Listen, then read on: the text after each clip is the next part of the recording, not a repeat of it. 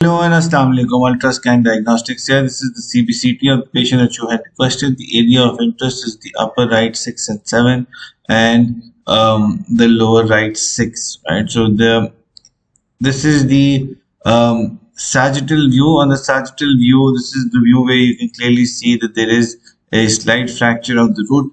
The medial root is the root in question. You can see one right here. And if we take you to the coronal view, so there we go. So this is the distrobuccal root, and then this is the meziobuccal root, and here you can see just distal to the meziobuccal root, you can see a fracture line extending vertically in the mesial root, which is part of the radiolucency as well. This area is also associated with insane or very extensive.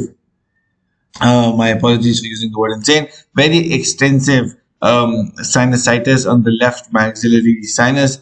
And here you can also see that the maxillary sinus is absolutely full.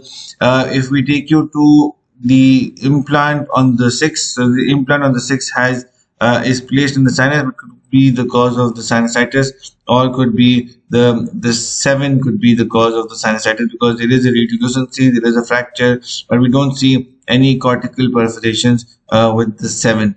So this is the tooth. If we show you the axial view, which is the top to bottom view, on the top to bottom view, you can clearly see there is a slight line right here, as you mentioned, distal to the meziobuccal obturation, and that's where we're predicting a crack as well. The implant has good bone support externally, but inside the sinus, we do see extensive sinusitis. This sinusitis could be non-odontogenic in origin as well, but it's definitely something that needs to be explored.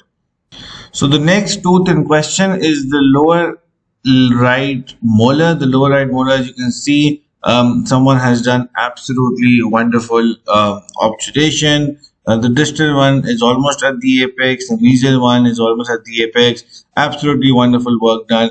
But we wonder why there is a periapical radiolucency and a J-shaped radiolucency here associated with the with the lower right molar. The observation is done, the chamber, the core buildup is done, the crown cutting is also done.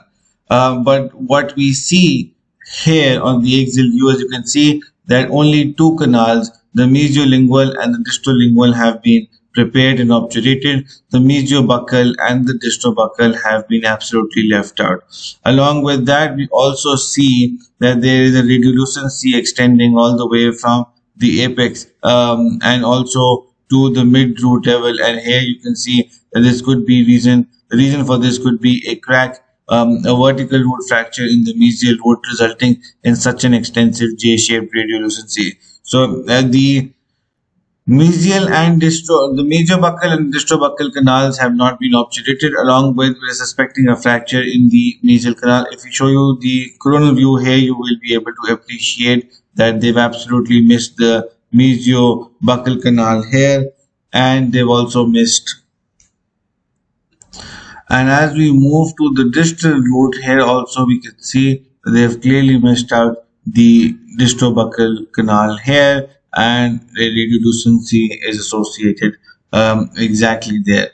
Now, when we move on the sagittal view, you will be able to see that this is the J-shaped radiolucency, and this is where we feel there is a crack. The vertical crack is right extending in the interradicular area, and this could be, there we go, that's another crack right there, and this could be the reason why there is a perfect J-shaped radiolucency. So we're presuming this tooth also has a vertical root fracture. So if there are any further questions, please feel free to reach to our team. Thank you very much.